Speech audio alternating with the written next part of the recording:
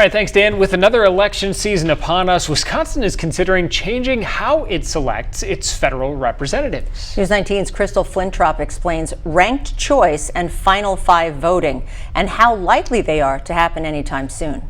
Ranked choice voting is being proposed for the state of Wisconsin. What that means is that voters would rank candidates in the order of their preference while at the polls. If a candidate reaches 50% in terms of at least 50% of people ranked that candidate as their top choice, the election is over and that candidate wins. If no candidate wins, the lowest vote getter is eliminated, and voters who had that candidate as their first choice would then see their vote go to their second ranked choice. This process continues until a candidate has the majority. And it's a big change from our current election process, one that can influence candidates themselves. They're not going to be attacking other candidates or voters' ideas. They're going to be listening better.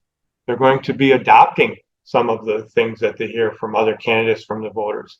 That's the way it should be. That's how a campaign should be. This change would also mean that voters would have to do their homework before heading to the polls. With this system, voters would need to think about their choices in a very different way. They would need to be able to go to the ballot and rank their candidates. That requires a lot more knowledge about the candidates, and it requires a very different style of thinking than people are used to. While this bill has bipartisan support, Chergosky says in order for this to pass, current office holders would need a strong incentive to make the change. Still, I think people are correct to be looking into changes to election law because election law is huge in a democracy. These conversations are well worth having, even if no change is going to happen in the immediate future. In La Crosse, I'm Crystal Flintrop, News 19.